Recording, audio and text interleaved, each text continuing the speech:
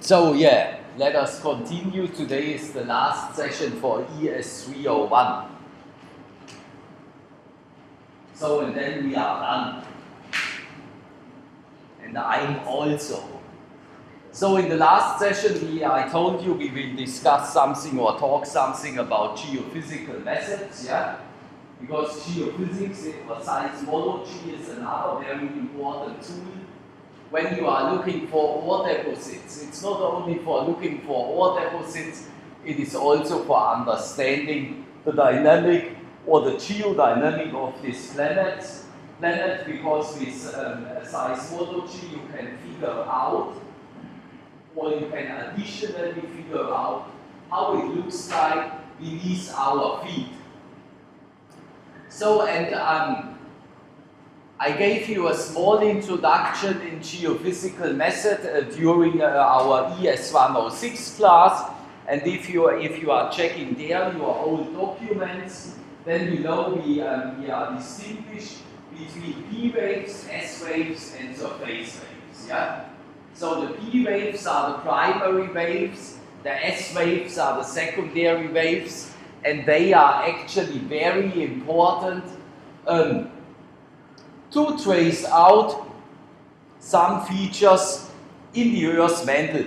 For example, where we have a subduction zone, yeah, then you can trace out with geophysical methods, with seismology, you can trace out where the slab is hanging around, yeah, because then the S waves and the P waves will be different, yeah.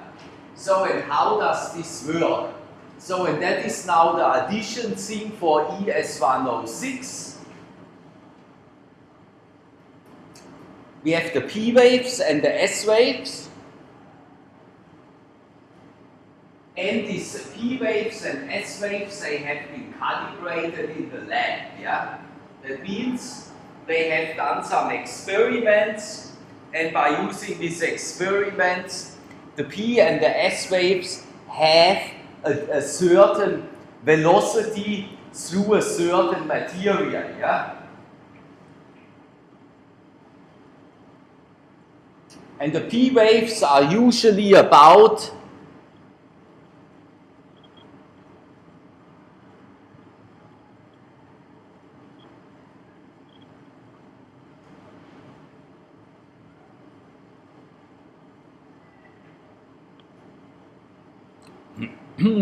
the P waves are usually about, in the Earth's mantle, about 8 kilometers per second.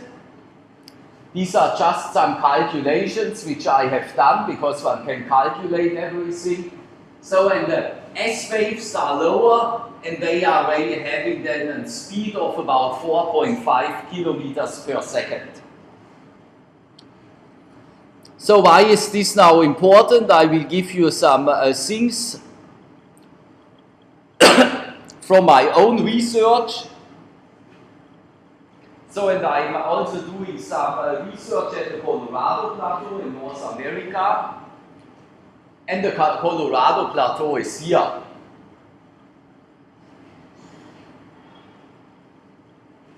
So, and if you are looking here, I mean, here you have the very mountainous range. Here it is very undeformed. So, in the Colorado Plateau here itself is also very undeformed. Yeah, you can see this here, but it has the same age as the surrounding area. Yeah. Here we have an age of 1.7 to 2 GA, and here we have an age of ranging between 2 GA and 2.6 GA. So why can it now be that the Colorado Plateau is here undeformed when all the areas are around very deformed? The same you have in Tanzania. There we have the old Tanzania Plateau, and the old Tanzania Plateau is about 2.9 billion years, and the surrounding protolith ages of the protoliths, these are also 2.9 billion years. So therefore one has to think about why we have this isolated islands here swimming in a very strongly formed surrounding area.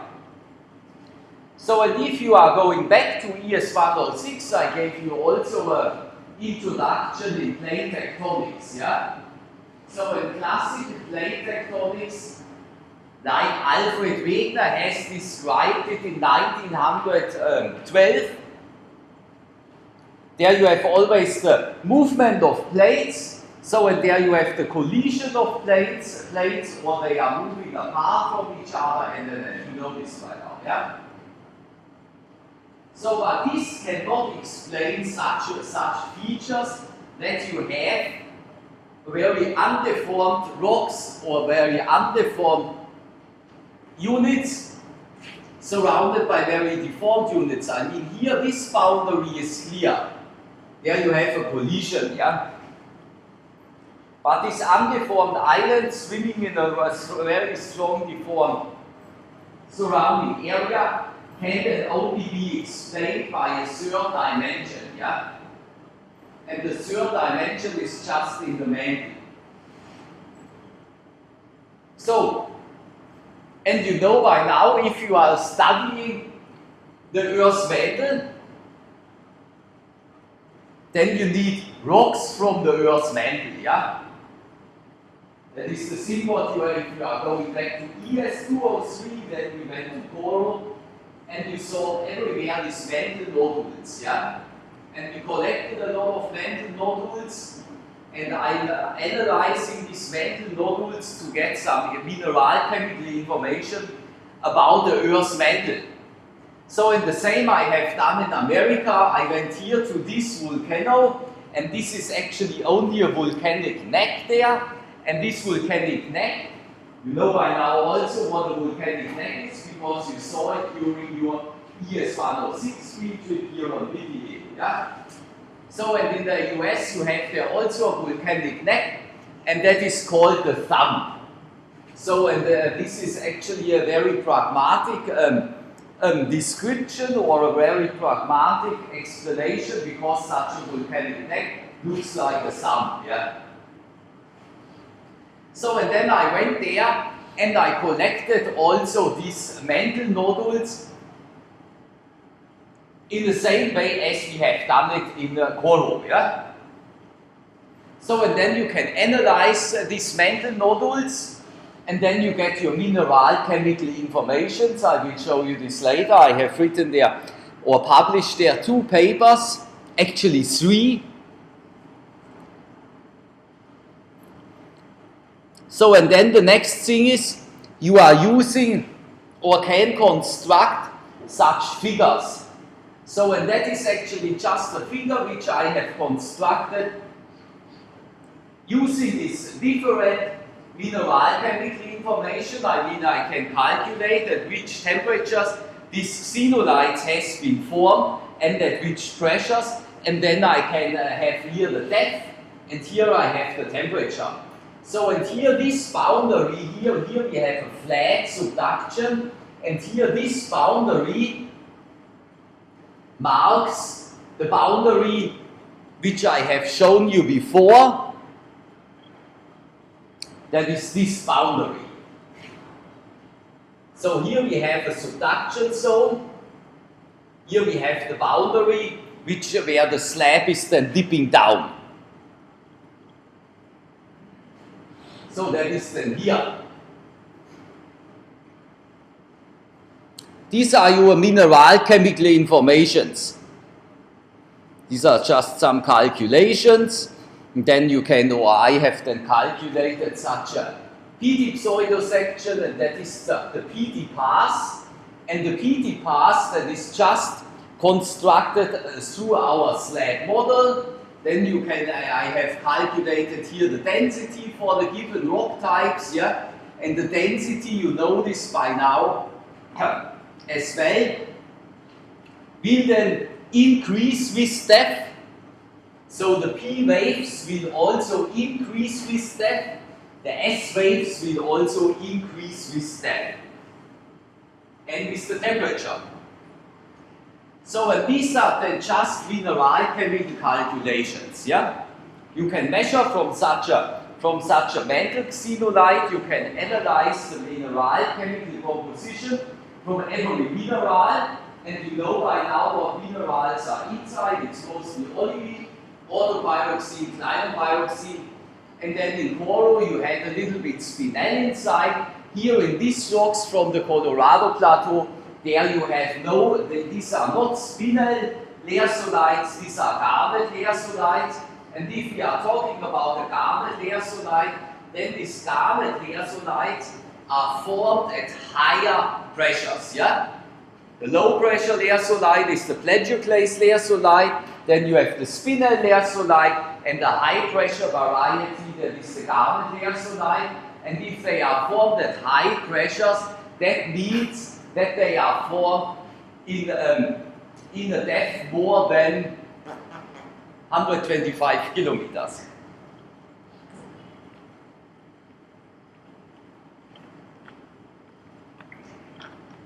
So, and today there is the last session. Now I have to finish all my models here. Yeah?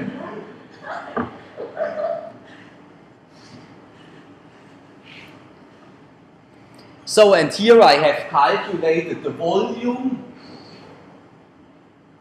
So, and you can see, and there you are not using the mineral chemistry from every mineral, there you are using the bulk rock chemistry. Yeah? So, and then you can calculate the whole stuff.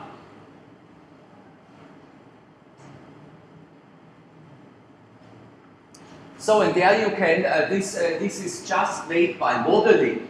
So, and here you can then calculate, or I have calculated the water concentration inside your rocks, or my rocks. These are my rocks and not your rocks.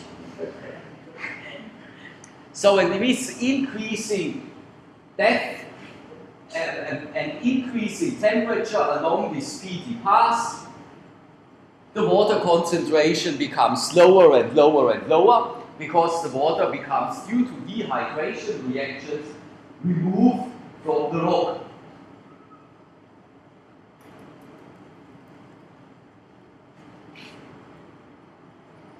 So, and here I have some minerals, the antigorite, yeah, that is all MSH system, the brucite, the chloride, and the aphex. But now coming back to the topic, namely to the geophysics. So, and there is a girl or a lady, she's now a woman in middle age, not longer a girl, and she is a seismologist. So, and she has a lot of seismographs, yeah, or at the university where she is working. So, and then she put everywhere in the United States or North America her seismographs, yeah.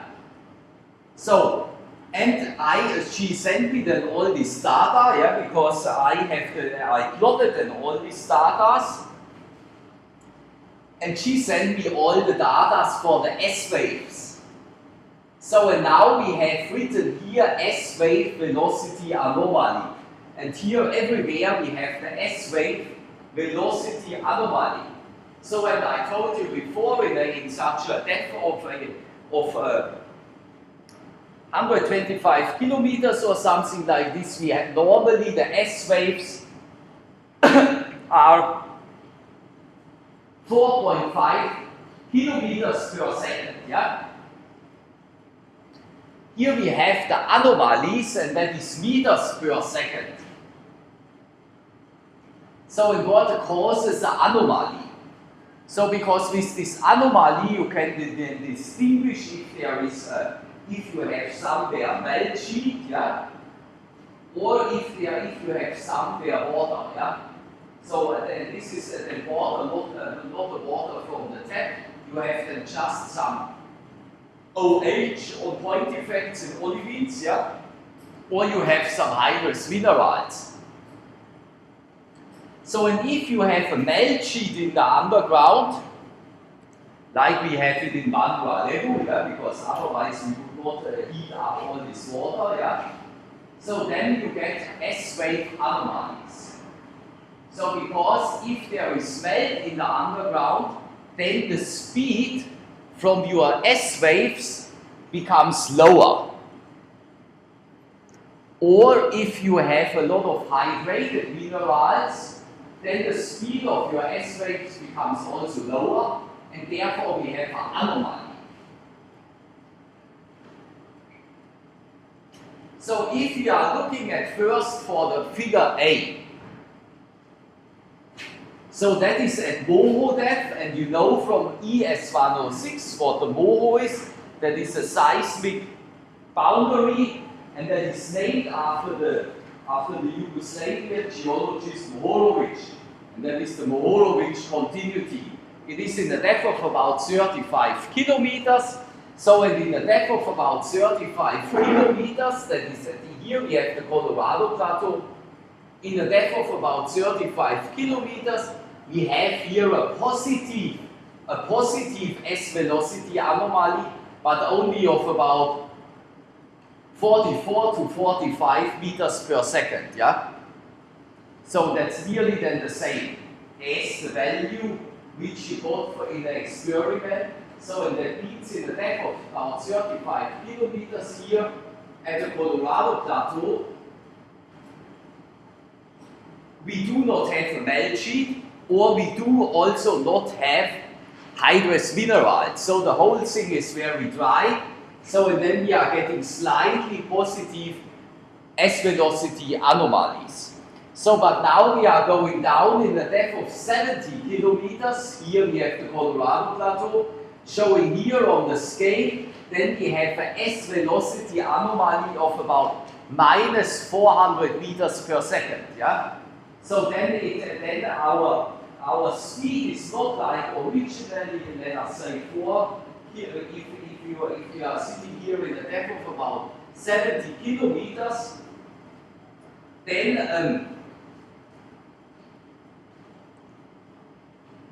we have maybe originally for a dry rock an S wave velocity, let us say, of 4 kilometers per second.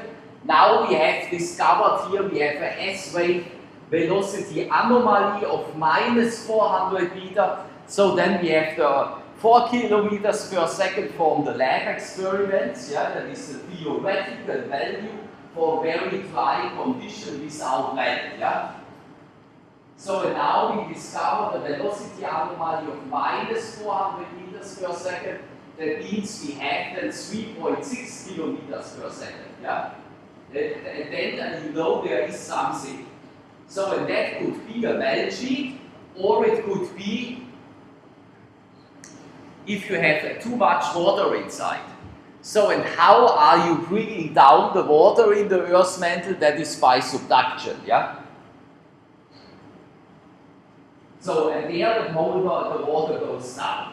So, and that is me by the topic in geoscience. Since, let us say, 20 years I started with this water in the Earth's main mantle, maybe 10 years ago.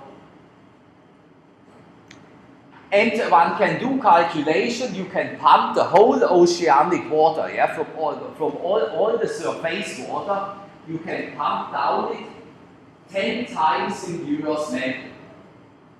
So now everybody is thinking that that could not be, but the average depth of the ocean is 3 kilometers, and if you are going down through the Earth's mantle till the Earth's core, then you have 6,300 kilometers left. So, and I mean that is not water like it is in the ocean or coming out from the tap or here in the bottle. That is the water which is sitting on grain boundaries. So, and this will cause then also all these S wave velocity anomalies. So here we are sitting now in a depth of 90 kilometers, and there we have an S wave velocity anomaly still of about minus 400 meters per second. So still very high. If we are going down to a depth of 150 kilometers, then it becomes slightly lower. Somewhere here, that is actually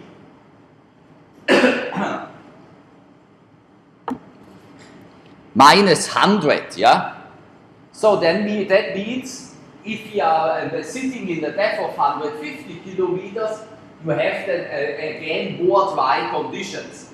So then here in a depth of 90 kilometers something happens, and in a depth of 70 kilometers as well. So that means there we must have more hydrous minerals or melt. So if you have a subduction zone and we have a flat subduction zone, then we will not produce any melt, yeah?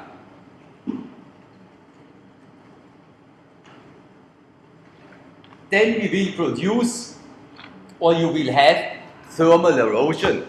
So and the explanation thermal erosion is also not new for you, if you have not forgotten it. There I told you also something about when we were discussing the diamonds and the kimberlites, yeah? So you can have a flat subduction, or you can have a steep subduction, or you can have something between.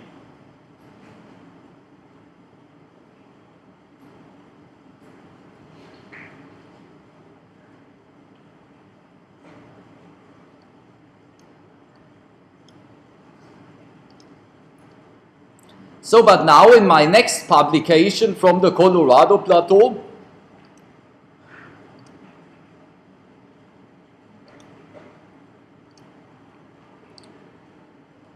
I have not done only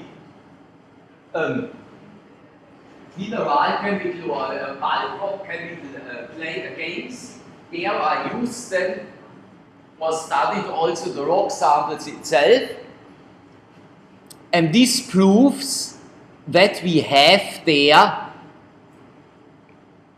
thermal erosion at the base of the Colorado Plateau.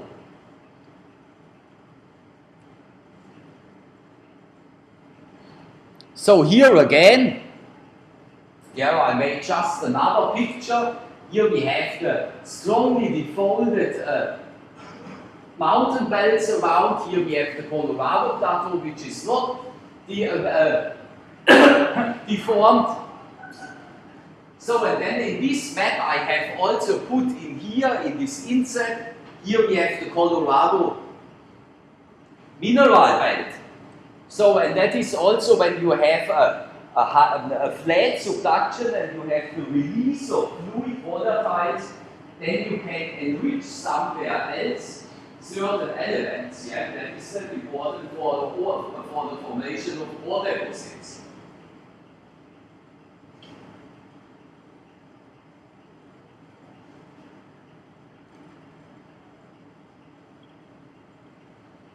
So here I have again these figures, but I used other depth. Here again the Moho, yes, that's the same before. We do not have a seismic anomaly here in 70 kilometers. We have a huge seismic anomaly in 90 kilometers, still a huge seismic anomaly in 110 kilometers. We have a slightly lower but still huge seismic anomaly. In a depth of 130 kilometers it becomes then lower, and in a depth of 150 kilometers the seismic anomaly is close to zero. That means we do not have any hydration.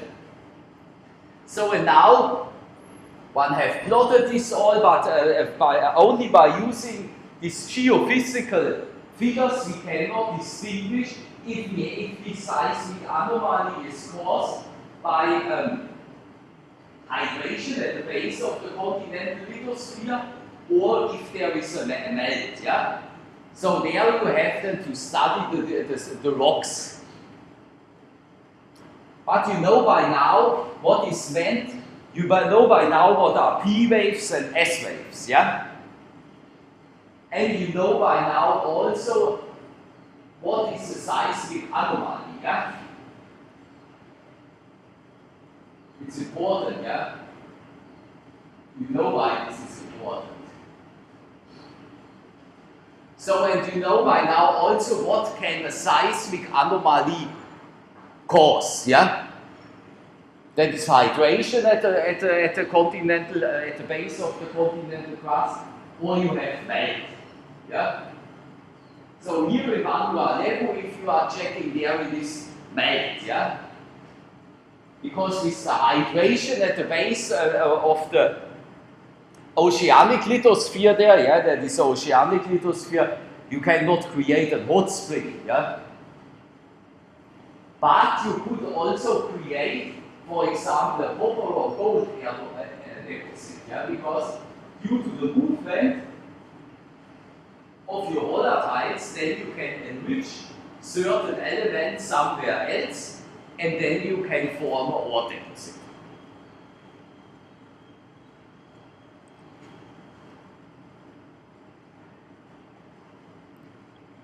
So, but now the next thing is,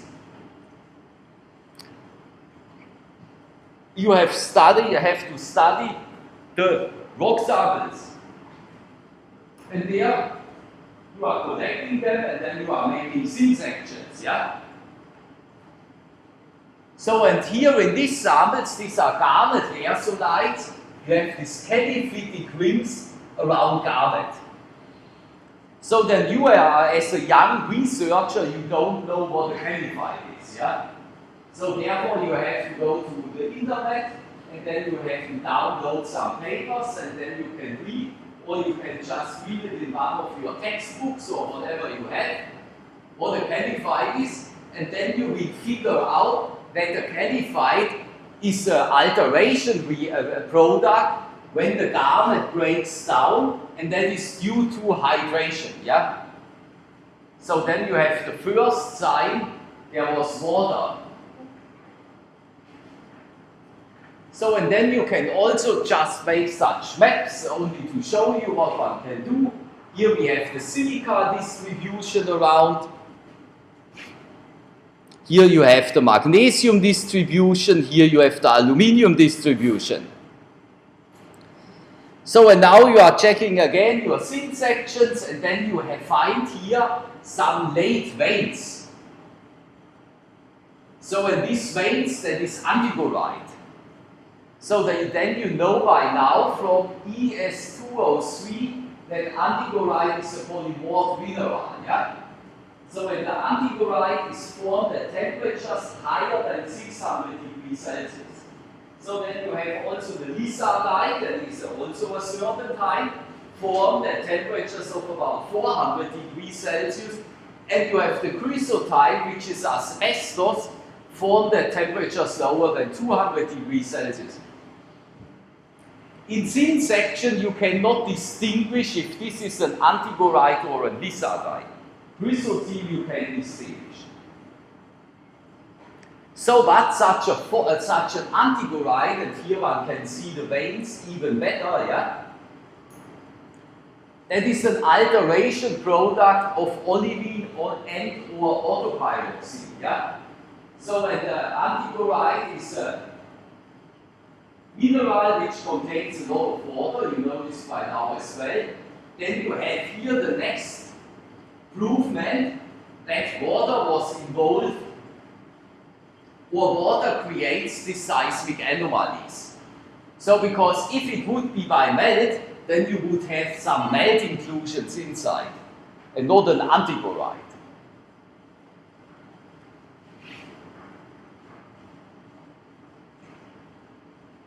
So then here you have some CC inside, and the CC is not the copy, paste and copy thing from your email account. That is actually the shortcut for calcite.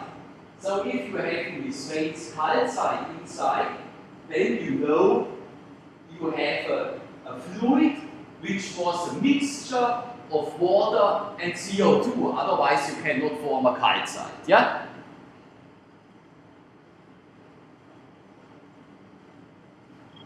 So this is now from your thin section or from my thin section. Here again, then such a PD pseudo section with the PD pass.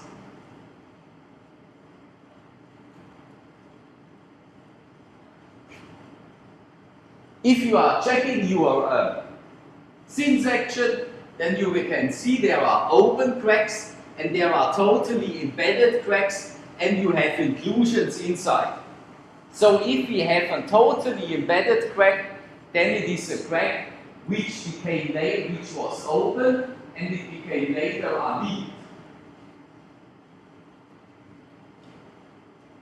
So and if this crack is annealing, that means from that what I told you also in ES301, it was tempered at a certain temperature for a while. Yeah? So but then I checked this crack, and there was serpentine inside, and the serpentine is an antiboride, then you know that this crack was not annealed at temperatures higher than 600 degrees Celsius, because otherwise the antiboride will consume the gas. So and here number E now, we did this also in class, the grain boundaries. Yeah? If fluid can move along the grain boundaries, then you have to check the triple junctions. Yeah? We did this in our layer diffusion class. So here we have an angle, this one here, and this one, moment.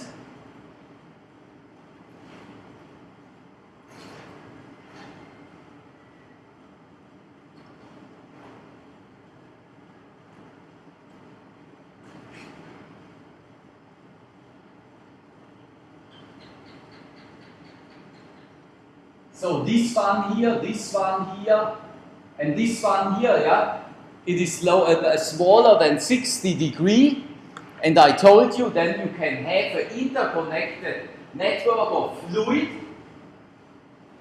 which is moving through your rocks along the grain boundaries. So that is our Raman spectra. With the Raman you can identify or distinguish if your serpentine inside is an antiboride, Nisarite or Chrysotin, because you would like to know if it was if this serpentine it was formed at 600 degrees Celsius or lower temperatures, but it is indeed an antiboride because you have these two peaks. And here again such a triple junction.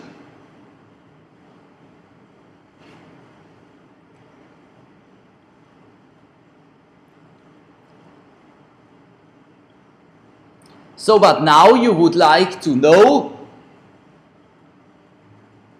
how many water is there in your rocks. So, how many water is on the point effects in the olivine? And you are doing FTIR in all three directions, and you know by now from ES301 that you have in every mineral three directions, and then you have to orientate your minerals under the microscope and measuring it in all three directions, and then you are getting here an alpha peak, a beta peak, and a gamma peak, here for an olivine in a lerstolite, here for olivine in a harzburgite, and then you can calculate how much OH is there inside in ppm.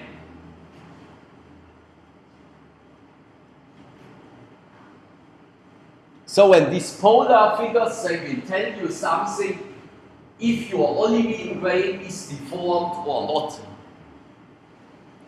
So why is this important to know if such grains are deformed or not? That is very important to make some assumptions if in your area you can expect earthquakes or not. Because if your grains are deformed, these ones are not deformed, nearly not, yeah? That is here 100, yeah,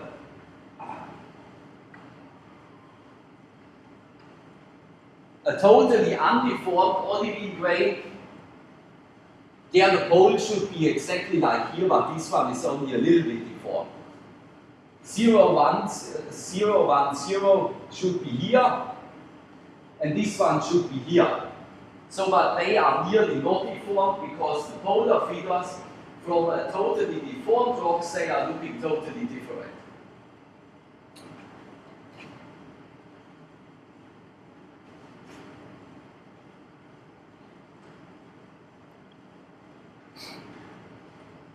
So, and by using different informations, here for example we have a dry olivine matrix, there I'm making always such maps, and every map contains of about 454 single spot measurements.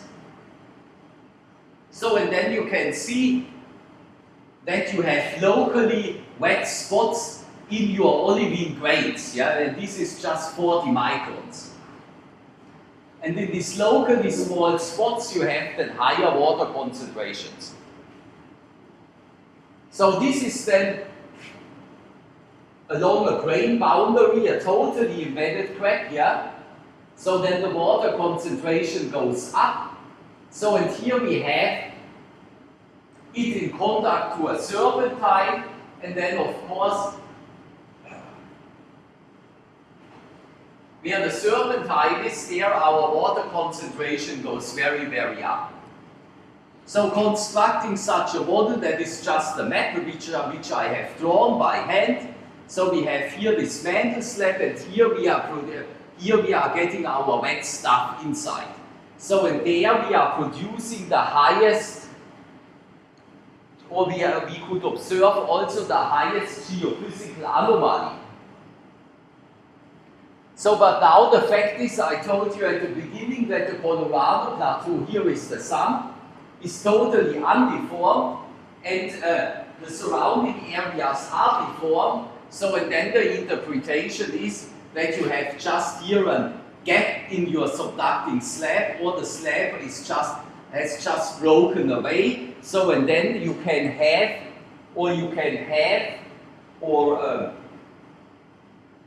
an area will be remain or will be left which is not or totally undeformed, yeah? So because you need an explanation why this Colorado Plateau is not deformed. So, and that was my explanation, and that is then the work where you can use geophysical methods in addition to petrological observations. And then you can come up with such stories.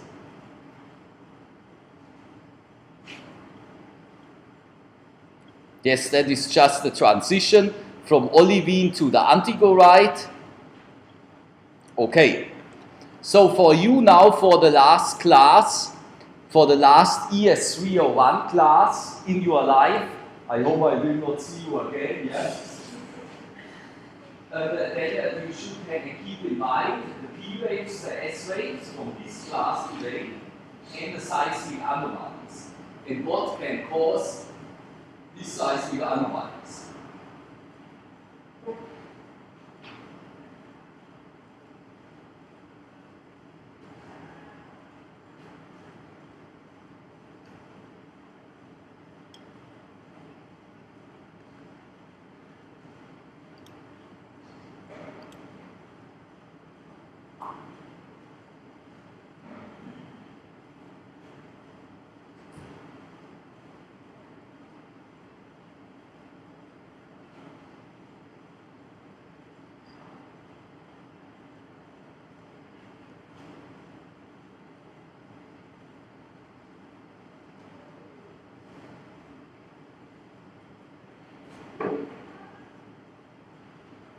And again, please hand in your stuff by Wednesday, yeah? Then you can, when you are bringing your stuff to my office till Wednesday, you can also pick up then your tests, yeah?